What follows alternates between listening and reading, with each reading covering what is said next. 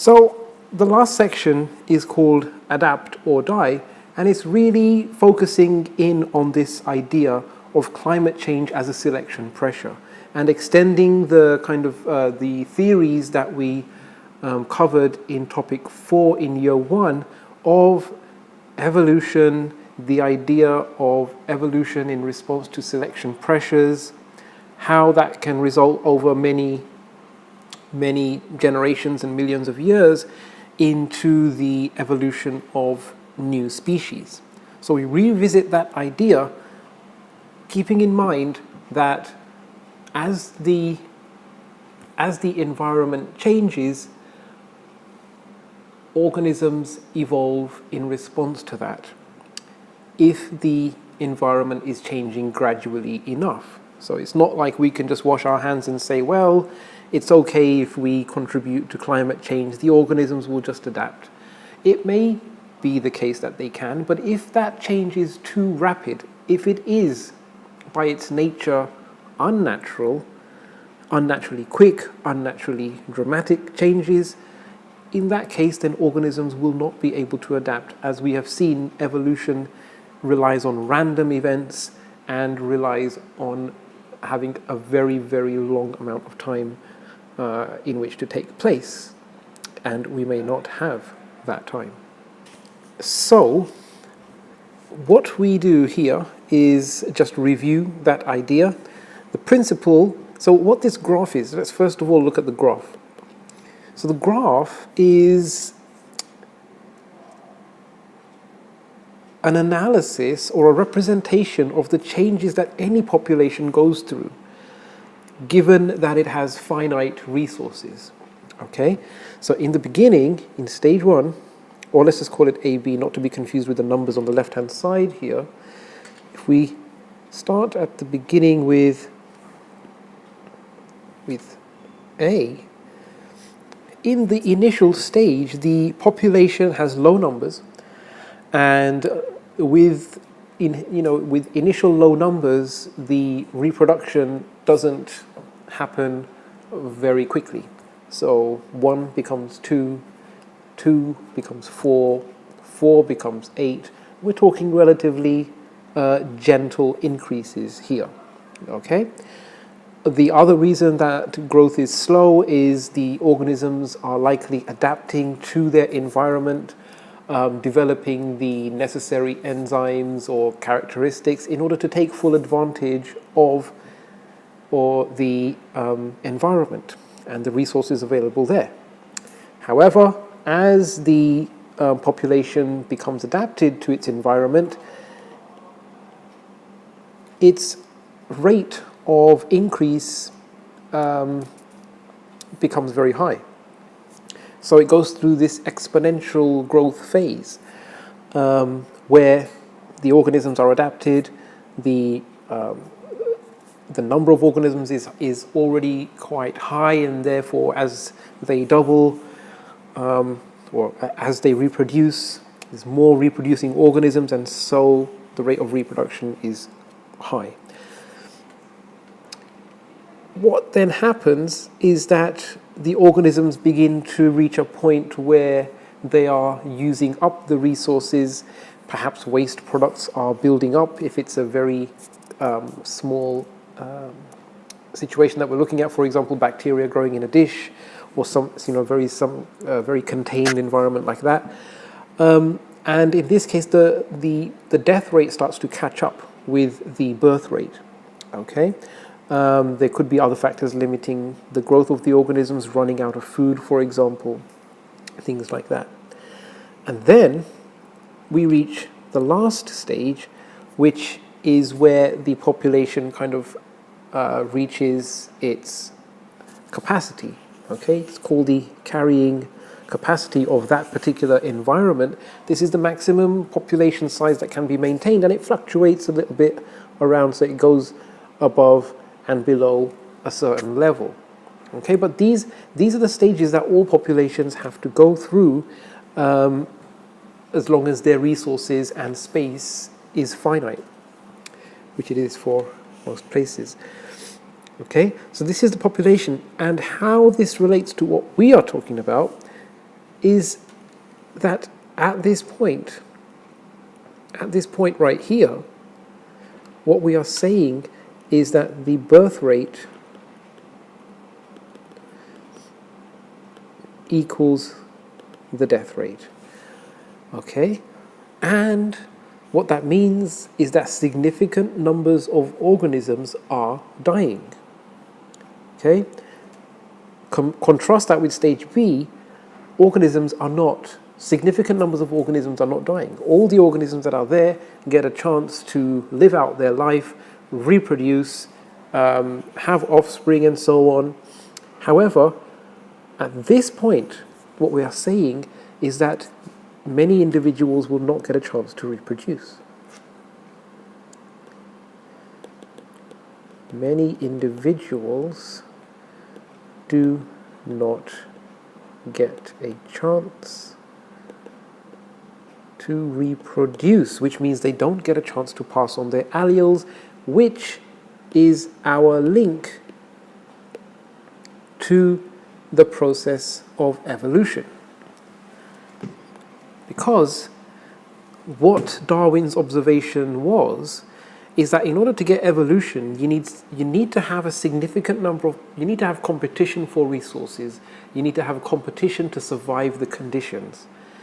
That competition leads to significant numbers of organisms dying, okay? And we have to infer from that these organisms don't have the alleles to give them a survival advantage. Whereas the ones that do survive, they have certain alleles that gives them a better chance of surviving, and therefore they get a chance to reproduce.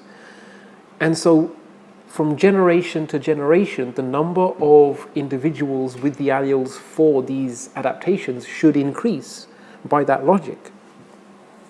Okay, and this is the link to that. So if you had a population in stage B all the time, then you wouldn't have evolution, because all the alleles from one generation would make it into the next generation. So you don't get change over time. Whereas if you're in situation D, where there's birth and there's death, then what is most likely happening is that the organisms with alleles for adaptations have better chance of survival, and those alleles increase in frequency over time, whereas the organisms that don't have alleles for adaptation, they have a reduced chance of surviving, they have a less chance of passing their alleles on to the next generation, and so those alleles reduce over time. And because you're getting genetic change over time, allele frequencies are changing over time, therefore the population is evolving. If every single allele from one generation made it into the next generation and this kept on happening, after 100, after 1,000 years, the population would be genetically the same as before. So no evolution happening. So death is therefore very important for evolution, and evolution is very important for life. How deep is that? Okay. All right. So just a quick review then. Organisms produce more offspring than can survive. And if there's a lot of organisms around, there's going to be competition. And if there's competition, there's going to be selection pressure. There's going to be things deciding which organisms are going to be winning that competition for survival, which organisms will not be winning. And that is what we call selection pressure. Okay? Now, variation is also needed. If all the organisms were genetically identical, everyone would have an equal chance of survival. Okay? However, it's the variation. It's the variation, remember topic 3, it's the variation generated by mutation, by independent assortment, by fertilization, by crossing over, all those processes, all that genetic allele combinations, all those different combinations give us variation. And variation means that all these different organisms in the population have a slightly different chance of surviving. Okay? And therefore, variation plus selection pressure gives you evolution. which means that those individuals with certain genetic combinations, with certain alleles, survive, passing on their alleles, and the alleles for those adaptations increase over time, whereas the opposite is happening for any alleles that don't confer an advantage. Okay, those allele frequencies are reducing over time. Okay, and what we are saying is that if climate change is a selection pressure, it's possible that some organisms within these populations have variations that will allow them to survive the selection pressure and pass on their alleles so that their offspring will also have the same abilities to survive that selection pressure. And this is possible. But it's very important here, and can't remember if it's going to be coming up soon, is that this idea of variation is key here. Okay, that if you have a population that is already quite small, there's small populations with low biodiversity, that's going to mean that this population doesn't have a lot of variation. It's got less chance of surviving the selection pressure because it's got less chance of having useful variations. Okay, so variation, remember, depends on genetic diversity. And genetic diversity is a measure of biodiversity, and therefore it's very important for conservation to occur. If we keep our populations healthy and large, we are increasing their biodiversity. If we do that, we're making sure that their populations are big enough to have lots of genetic diversity. If we've got populations of plants, of animals with high genetic diversity, we're making sure that they've got enough variation. If they have enough variation in their populations, we're giving them a chance. We're giving them the best chance possible of being able to survive selection pressures. Okay, new selection pressures. Right? But if populations get too small, if conservation doesn't happen, if biodiversity is not maintained, if populations get too small, that there's very little genetic diversity, there's very little chance that these populations have the right variations for surviving selection pressures, and then these populations are less able to evolve. They are less adaptable. And these are the important concepts here.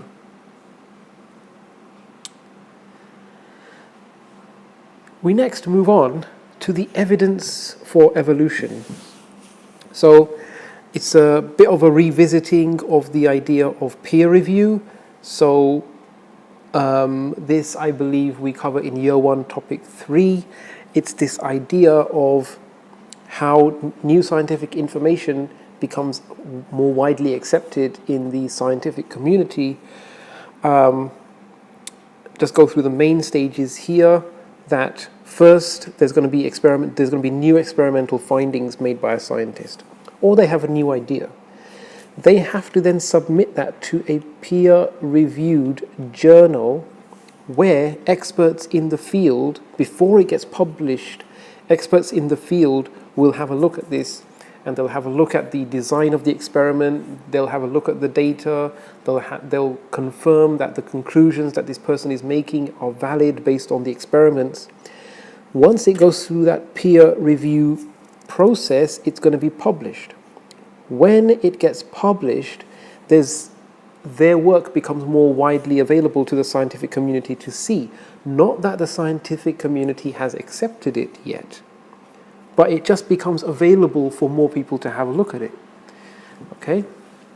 Once it becomes more widely available to the scientific community, then other people can continue the work. They can either repeat the work to see if it stands up under slightly different conditions, or if different people are doing it, and they can extend the work using it as a foundation to look at other things.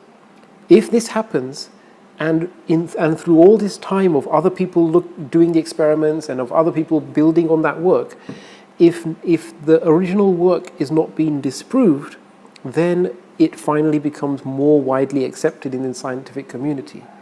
Okay, so this is it's a kind of a long process, but it makes sense that new information is kind of rigorously criticized and evaluated and scrutinized before it becomes accepted. That makes sense. So even though, these stories are presented in a kind of a way, oh, this scientist did some work and nobody believed them, well, that's how it's got to be. Okay? It's how it's got to be. You can't have new ideas just accepted just because they're fashionable, and then 5-10 years worth of research on time money is wasted before we realize that actually this is not how things work. This is a different way.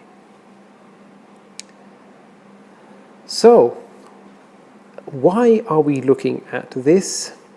So we're looking at the evidence for evolution. Now, all this evidence that I'm about to discuss, all the molecular evidence for evolution, has had to go through this process of peer review before it was more widely accepted and before I have the chance to explain it to you.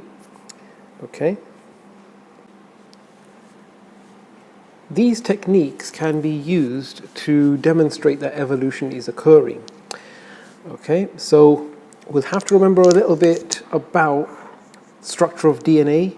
Remember that it's the sequence of bases in DNA that contain the information to make proteins. The sequence of bases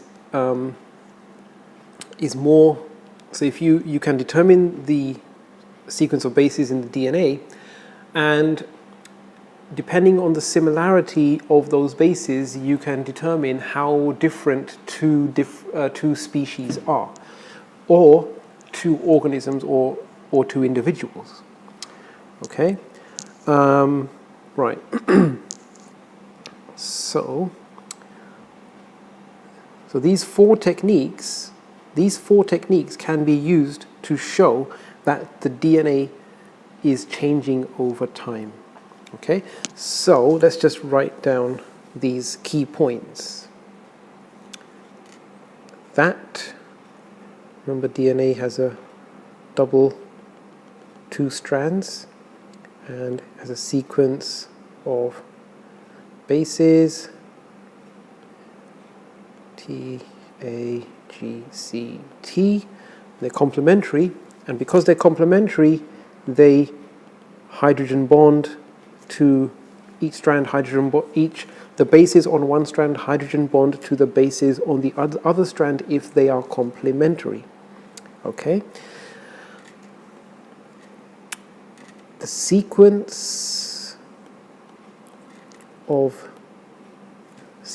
bases contains genetic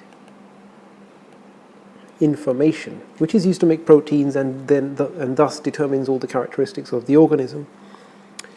Okay, so the sequence of bases contains genetic information, and the idea of evolution is that if evolution is occurring, evolution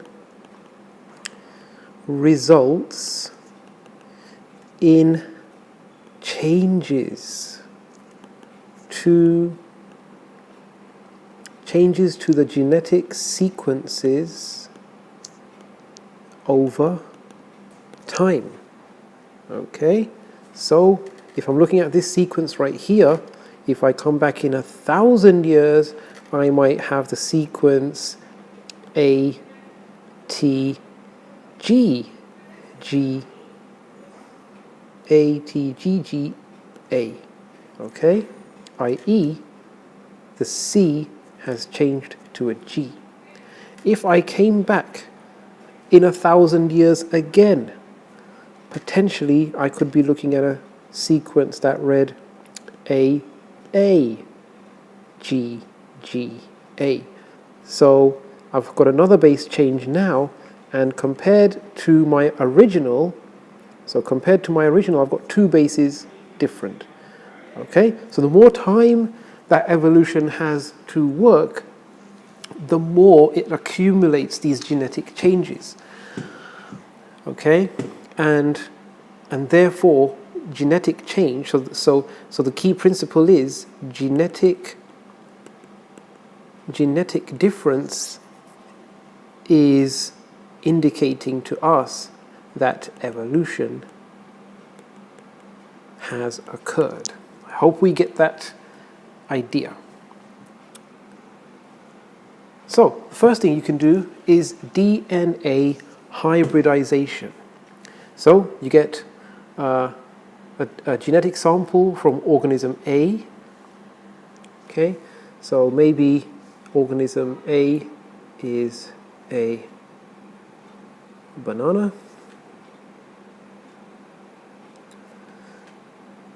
Okay, organism A is a banana. Organism B may be a human.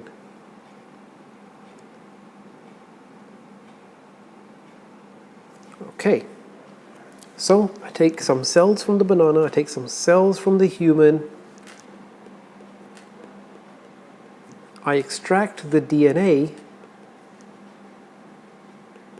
from the banana and the DNA from the human, okay, and I mix it together. I mix it together. And what I do is heat it so that the two strands separate from each other in both samples, in both DNA molecules. So they will be all together like this.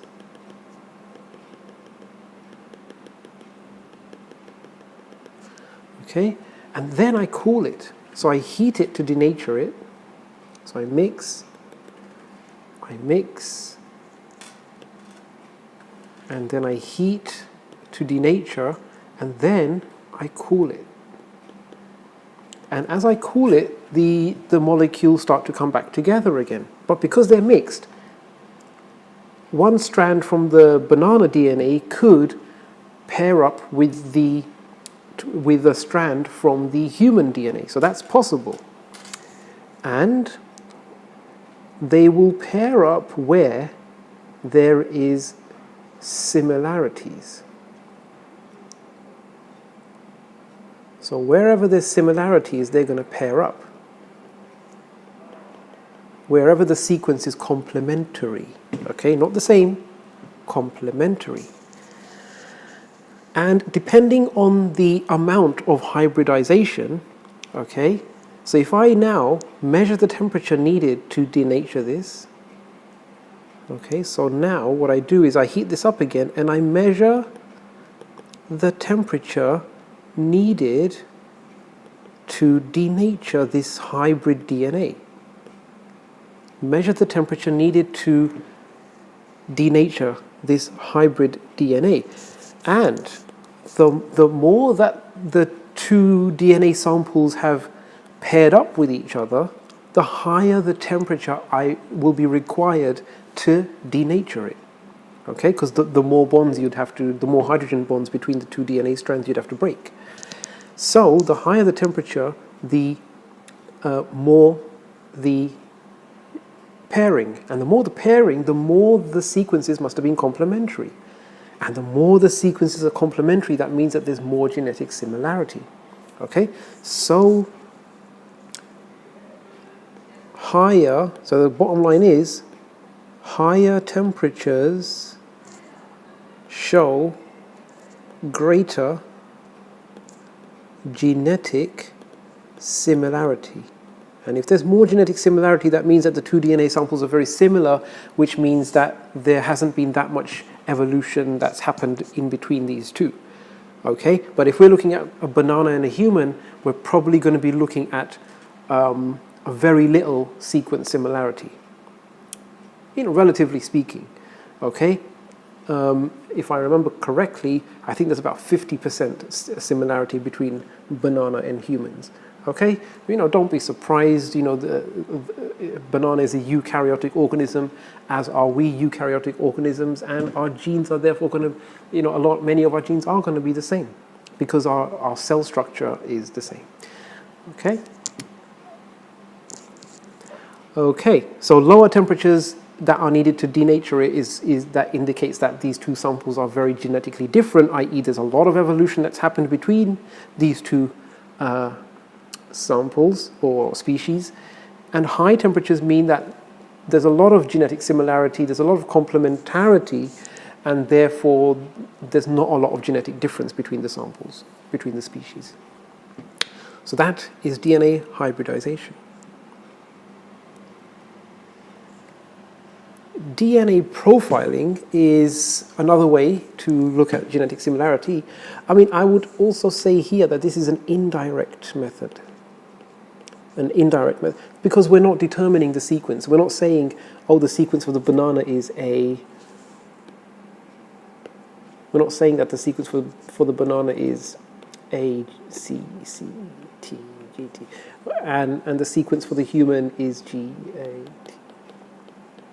We're not able to determine that. We're using an indirect method of measuring this temperature needed for denaturing, and using that as a method to as an indicator of how similar or complementary the sequences are. So that's an indirect method because we're not actually determining the sequence.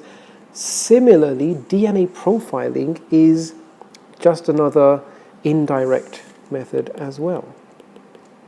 We're not going to be determining the genetic sequences of our two samples, but what we will do is we'll take cells from species A, we'll take cells from species B, we'll isolate the DNA from the two and place it in a tube.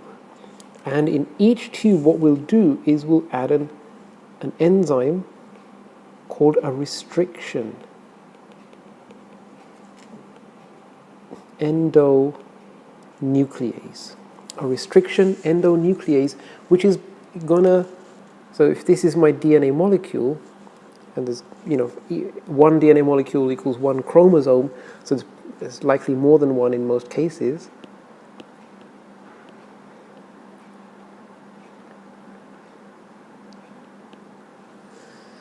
So what the enzyme does is it cuts wherever it finds a particular sequence. So let's say each restriction enzyme so just like every enzyme has a particular substrate, every restriction endonuclease enzyme has a particular sequence that it always cuts DNA at. Okay, so the particular sequence that this enzyme is recognizing and cutting at is right here. Okay, and it has to recognize both strands. And when it sees that sequence, or when it binds DNA and recognizes that this sequence is there, it will cut the DNA at that point. Okay, and it will generate a set of fragments. So once that DNA is being cut, that DNA will end up looking like a set of fragments. Okay? Now these fragments are all of different sizes, and this is essentially what a genetic profile measures. Okay? So all the large fragments are up here, and as we go down the ladder, we're going to get smaller and smaller fragments. Okay.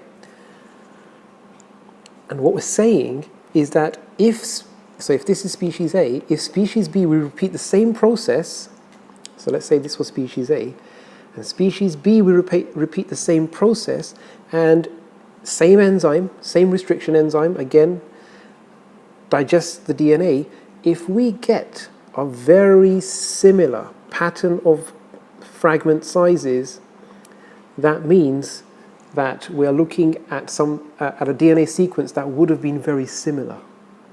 Okay, so this is the key point here. Similar DNA will be digested in similar places and produce similar sized fragments, which is what the genetic profile indicates.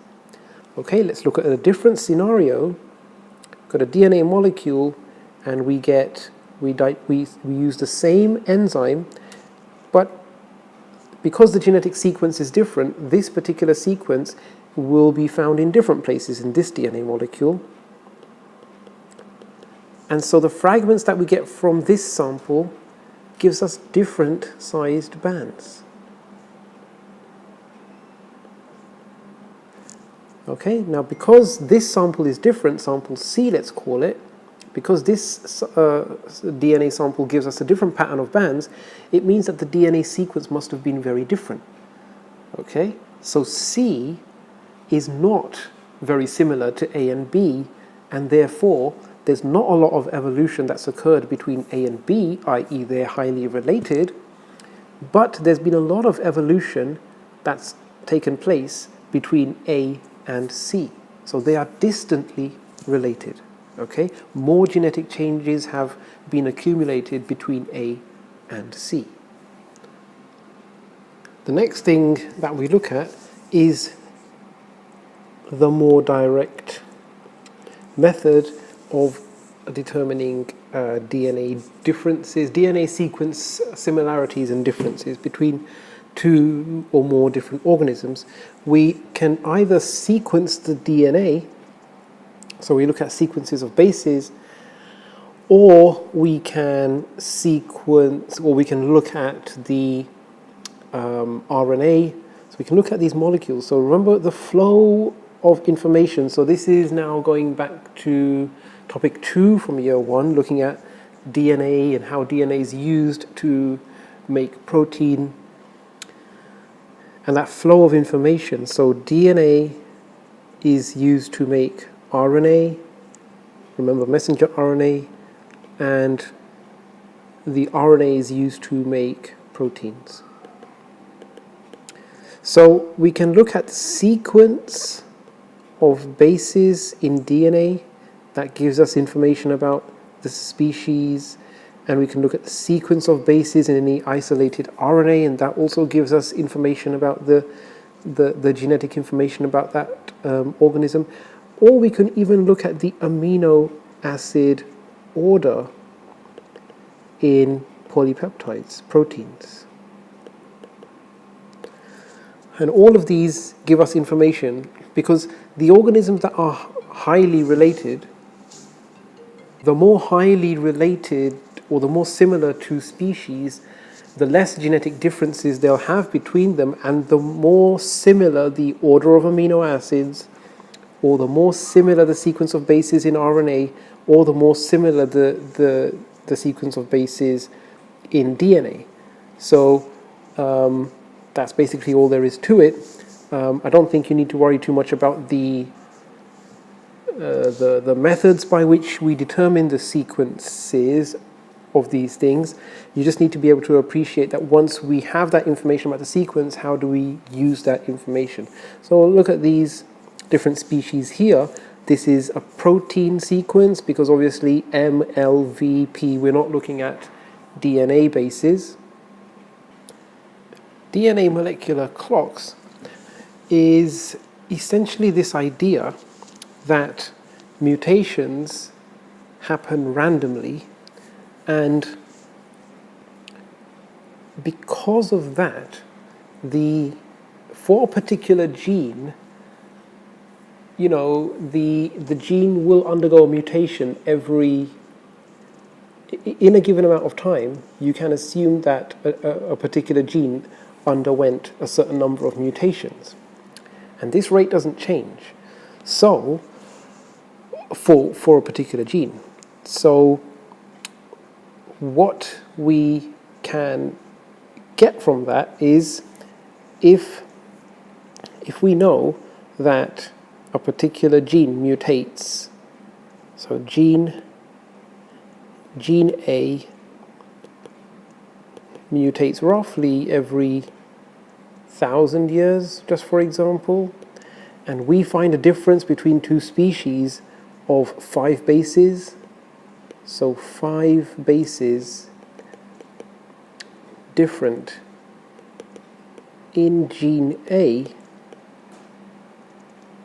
between species 1 and species 2, then we could guess that it's been approximately 5,000 years since species 1 and species 2 were part of the same species. Yeah? So as the evolutionary process occurs, species diverge from each other, and as they do so, they become more and more different. So if we're saying that the difference between species 1 and species 2 for one particular gene is 5 bases, and if we know that that gene mutates roughly every 1,000 years, then we can infer or extrapolate from that possibly it's been 5,000 years since this species were or had a common ancestor. Okay, so and using that, we can then start to build up evolutionary relationships, as you can see in this diagram.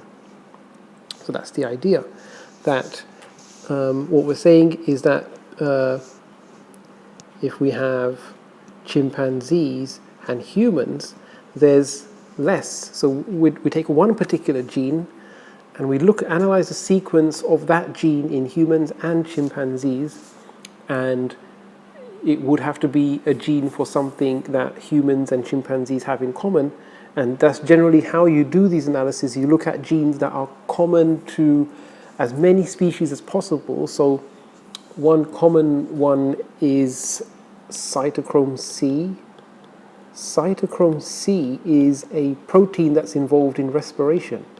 And because all organisms have to carry out respiration, all organisms have a version of this gene. And so you can look at this gene, look at the sequence of this gene in many different species and be able to compare them. Okay? But if you took a gene, for example, I don't know, that controlled a very particular characteristic that only particular species had, you couldn't use that to compare across different species. So you take a gene such as cytochrome C and you compare all these different organisms, and what you might find is that humans and chimpanzees have the least difference in bases. So you'd put them together, whereas orangutans and humans might have more differences in the bases of that gene, and so it must have been a longer period of time since humans and orangutans shared the common ancestor, whereas it's been less time since humans and chimpanzees shared a common ancestor. So this is how you can use molecular clocks. You don't just have to say that whether there's a difference or not. You can actually quantify the size of that difference and use that to build up evolutionary relationships. So the next section is about observing evolution. This is more something that we can discuss in lessons, but essentially what you can see is the problem with observing evolution is time. It takes a long time for these evolutionary genetic changes to accumulate to the point where you can see it happen. But you can see organisms adapting to certain situations. So if you think of certain examples like, for example, disease-causing pathogens that gain resistance to the treatments. For example, it's been in the news, or you might have heard that the antibiotics that we have are becoming less effective against pathogens that, in the past they were very effective against. And the reason for that is because the microorganisms are adapting to the selection pressure, which is the antibiotics. Okay, so that's one very common example. Pests gaining resistance to pesticides. That's the same principle applies there. The pesticide is acting as a selection pressure, and it's important to understand that it's not the selection pressure that causes the mutation that results in adaptation. It's just that the selection pressure gives the opportunity for these mutations or these alleles that would confer resistance. It allows their frequency to increase more than if the selection pressure was not there.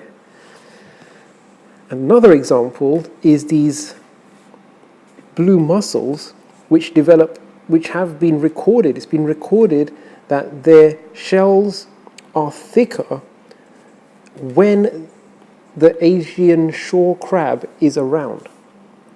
Okay, so the crab is a predator of these mussels, and in the places where you find the Asian shore crab, you also find that the blue mussels have thicker shells.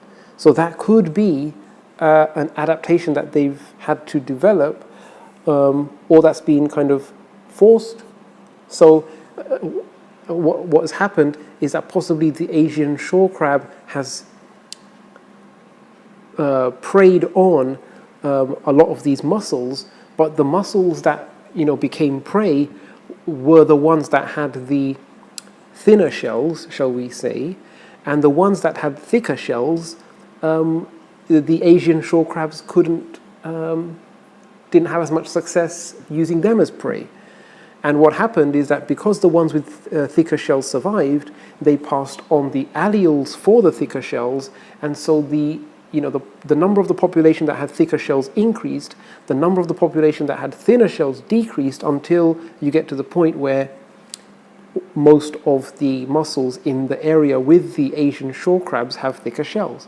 I mean, that's a very logical hypothesis. Okay, but no doubt, if that works for the blue mussels, no doubt the Asian shore crab would itself see the thicker shells as a selection pressure for itself. And so the Asian shore crab would be expected that in time, those particular Asian shore crabs within that population that had randomly, by chance, an allele to counteract the thicker shells, those Asian shore crabs would get more food. And so they would have a better chance of survival, and therefore, in a certain amount of time, we came back to look at this population. Most of the population would be the Asian shore crab that could counteract the thicker shells, and so it would continue. The cheetah. If you look at the cheetah, it's quite fast, but the gazelle is no slouch either. So surely it's not just the gazelle, or it's not just the cheetah that's become faster and faster over time. The cheetah got a little bit faster, and therefore that's presented a selection pressure to the gazelles. So that resulted in the gazelles becoming faster, and that presented a selection pressure to the cheetahs, and so the cheetahs got faster. And so we have this scenario where both the cheetah and the gazelle, both pretty fast. They would beat us in a race, that's for sure. Okay, so that's really the idea of the kind of evidence for evolution. So we got three mechanisms that's essentially based on DNA. So the first one, remember, that was the DNA hybridization, indirect mechanism. Then we had the DNA profiling. Then we had looking at the sequences of DNA and protein, that's direct. And finally, we had DNA molecular clocks. That also, you need to know the sequence. So that's a direct method too. You need to know the sequence if you want to work out how similar and how much time has passed between two different species. And finally, the idea that evolution may be observed in different scenarios. So again, you've got to watch out for this. You've got to understand this example, okay, because blue mussels are not on your specification, okay? But it's the idea that you can observe, and what kind of observations could you make that would suggest evolution is occurring, okay? So look out for these things, and then in future you've got to try and apply these principles rather than the specific examples.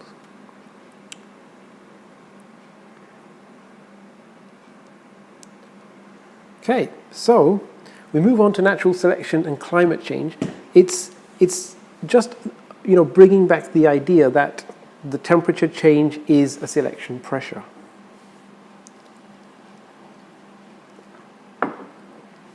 That temperature change is a selection pressure, and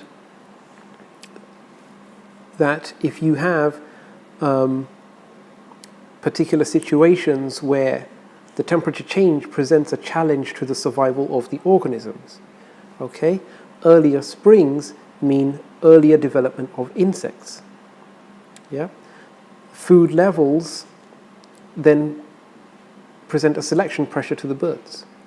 Okay, however, it could be possible that there's variation in the birds, which means that some nest earlier and some later. So you've got a variation there, and we have to assume that that variation has some genetic basis. So those that happen to nest early because they have the alleles to do so now have a selective advantage, because climate change means that the insects are only available earlier in the year. And so those that nest early have an advantage because that's when they have more access to more food. And the birds that nest late will not have the same food availability. Okay? And their survival will be lower. If we look in the next generation, we should find, so if we started off with the 50% early nesters and 50% late nesters, we should find in the following generation that most of that generation or more, higher than 50% of the birds, will have early nesting, because it was the early nesters that survived and reproduced more. And therefore there were more offspring in the next generation that were also early nesters. Okay? So this is really how we should be thinking about things.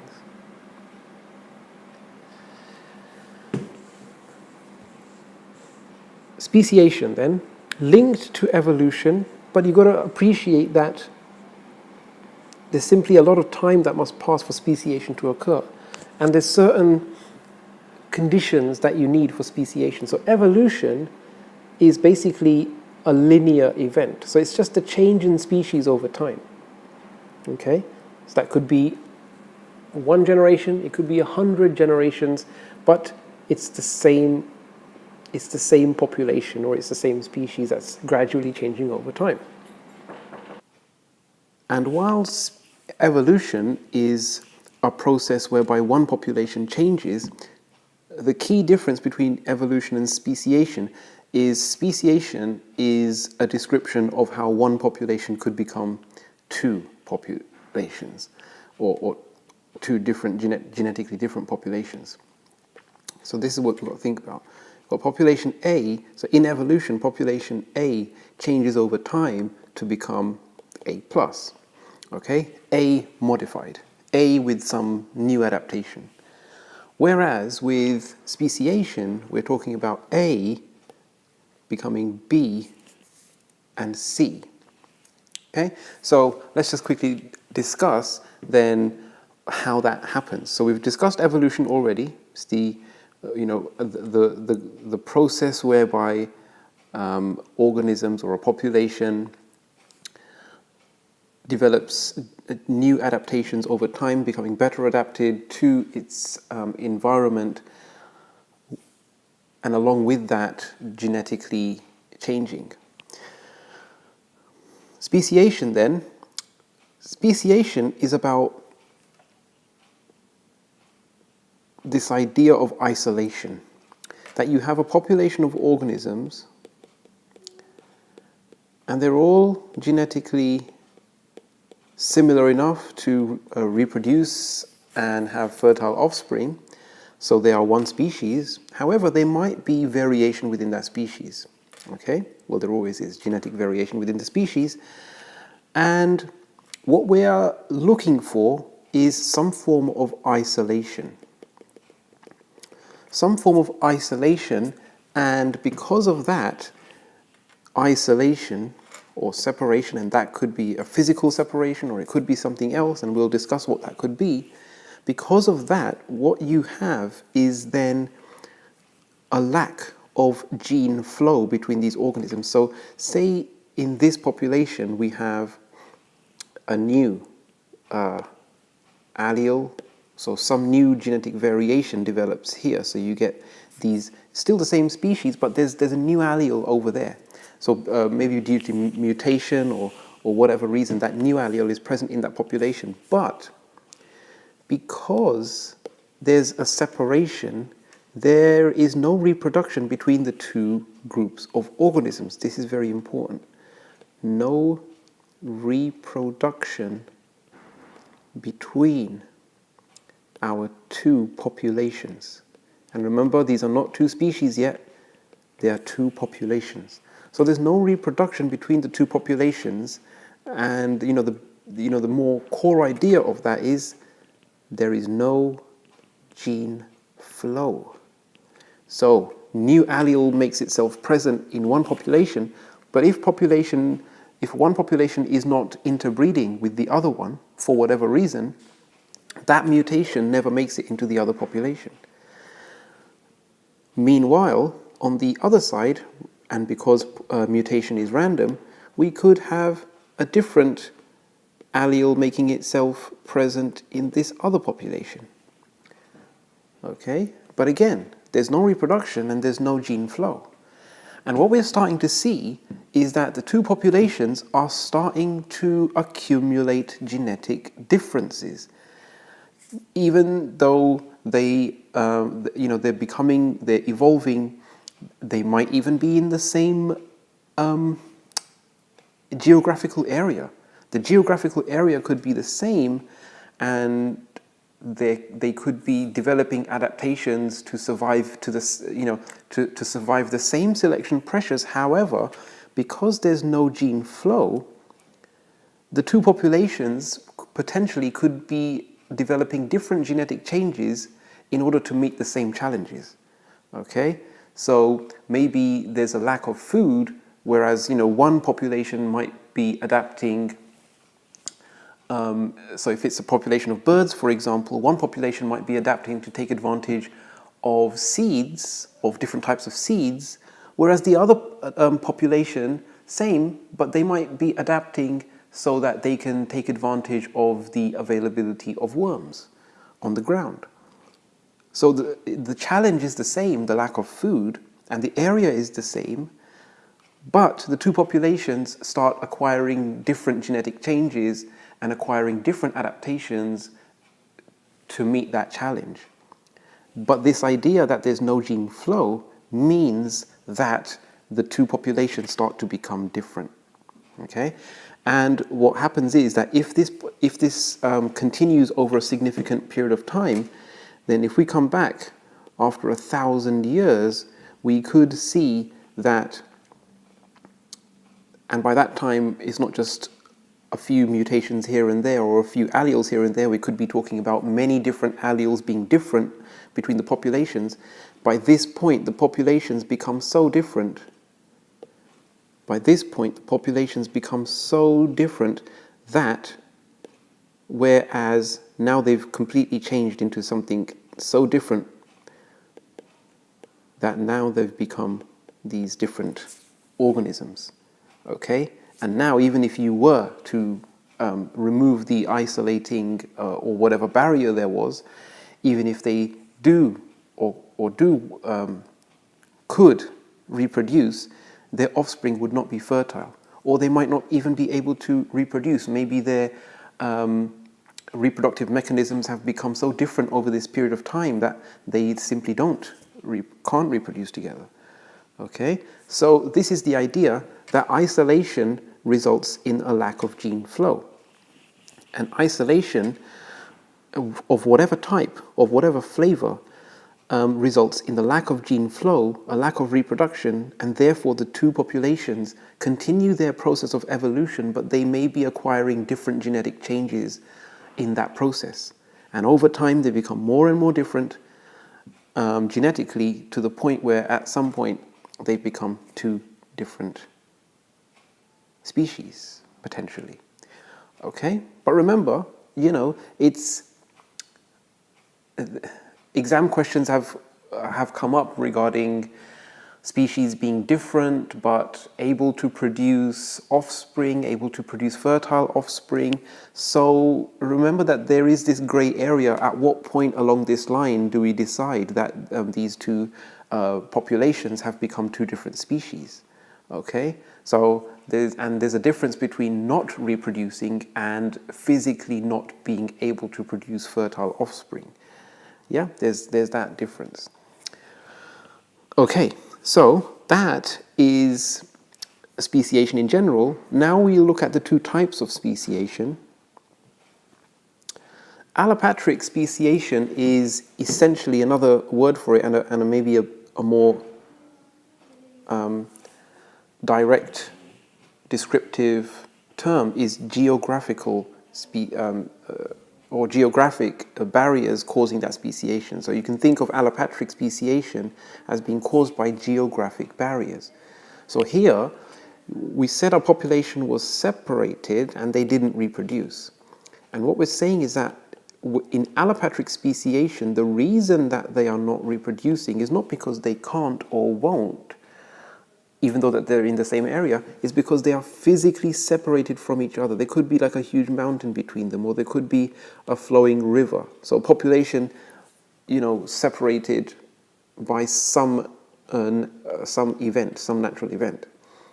And the population becomes separated and they are unable to reproduce. And then what we said before applies with this one difference. And this is very important about allopatric speciation, which makes it kind of special, is that with allopatric speciation, because they're in different geographical locations, and I'll write this down because it's very important, because this geographical barrier puts them in different geographical locations,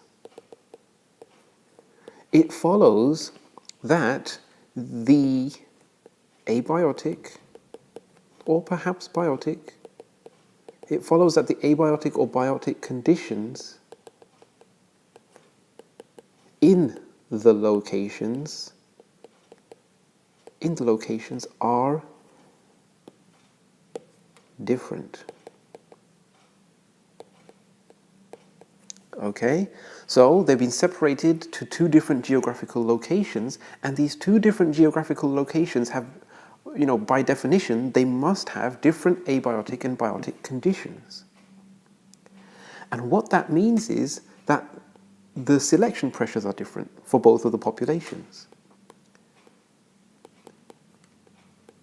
And this comes up time and again in exams, so these are the key things you must mention, that because there's different selection pressures, both populations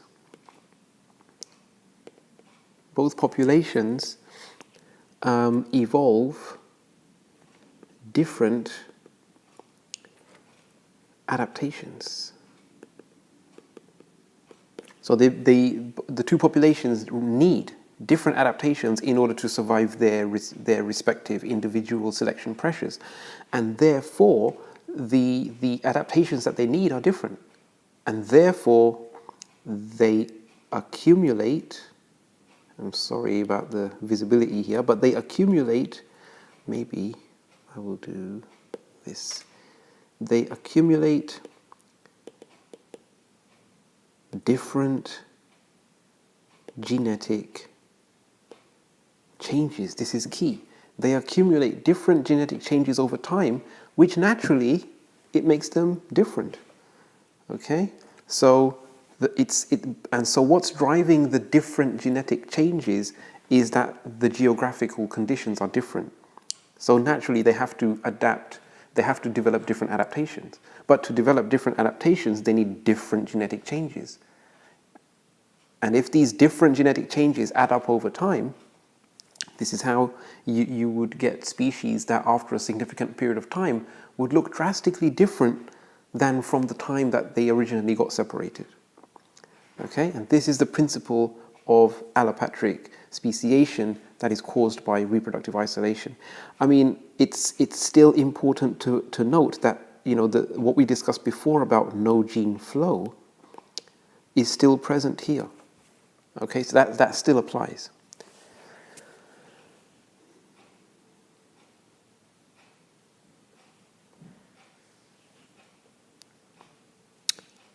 Okay, so that's allopatric speciation. It's about geographical isolation.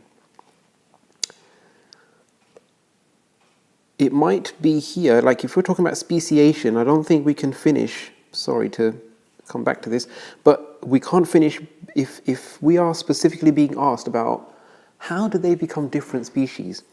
I don't think we can finish without saying that they become so genetically different that eventually they are unable to produce fertile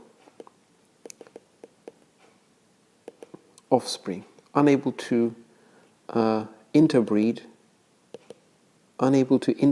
and produce fertile offspring. It's very important that we get to that part in the story.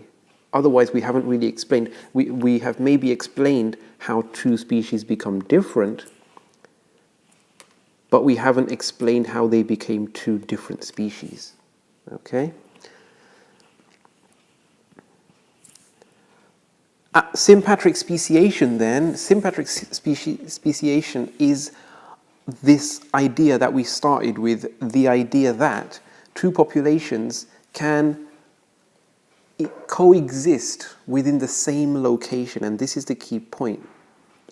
In the same location, presented with the same selection pressures. But as we discussed before, even responding to the same selection pressures, if the two populations are not interbreeding for whatever reason, when population A develops a new allele, the new allele does not get passed on to the other population. And when population B has a new allele, or whatever allele frequency changes are happening in population B, those allele changes are not shared with population A. And so over time, population A and B become more and more different as they continually get more and more, or develop more and more genetic change, even if the selection pressure that both of the populations are adapting to are the same. They keep on getting more and more different because they are not able to exchange these alleles by reproduction.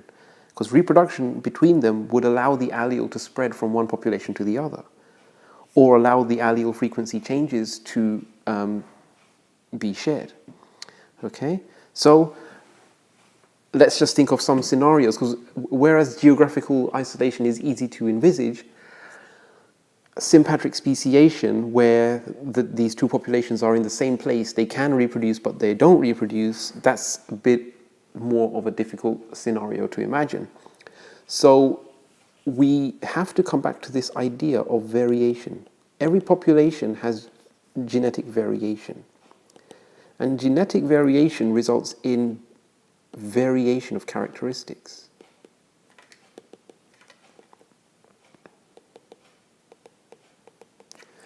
Okay, a variation in characteristics. And what that variation might mean is that it might make a population within populations. So let's say within a population we had, there's a number of short people in the population, and there was lots of tall people in that population. Okay, now the short people might look at each other and say, well, we prefer each other. All right, so it might be that all the short individuals, and this is a completely hypothetical scenario, it might be that short individuals prefer to interbreed. And it might be the same case for the tall individuals, that maybe in this hypothetical population of organisms, there's a tall subpopulation, and the tall subpopulation prefer to interbreed. I mean, we see on these kind of nature documentaries that all these different organisms have very peculiar and specific ways to find mating partners, and they're all kind of looking for what they consider to be the fittest partner. Okay, and it may be that within subpopulations there's a genetic determination about if you have these alleles, the partner that you are looking for might be of a certain type. Okay, that's not beyond reason. Now, if the short individuals interbreed within themselves and the tall individuals interbreed within themselves, then we could see a scenario where there's no gene flow between the short individuals and the tall individuals, even though they're in the same place. Even though they're in the same place, and they're still facing the same selection pressures. However, they're accumulating different genetic changes from each other. So the short individuals become more different and more different and more different, and the tall individuals become more different and more different and more different from the short individuals, accumulating more and more genetic differences, until eventually, even if they wanted to, the tall and the short individuals could not successfully interbreed, producing fertile offspring. And this is what we're talking about. There could be kind of many different types of variations, so seasonal variations. So we could have one species of plant where, however, there's a subpopulation that tends to flower in the spring, and there's another population that tends to flower in the summer. Okay, so you can see how, because they're separated like this, it could, even though they're in the same place, the spring flowering individuals will be able to sexually reproduce only with the other flowers that are flowering during, with the other plants that are flowering during spring. And the summer flowering individuals will only be able to sexually reproduce with the other plants that are flowering during the summer. Okay, and this is another kind of, maybe this is like a temporal separation, but they're in the same place and it's the same selection pressures that they're probably facing. However, they're only able to exchange alleles and genes within a subpopulation. Okay, all right, and remember these exam questions that you might face, it might be about a scenario like this where we have these two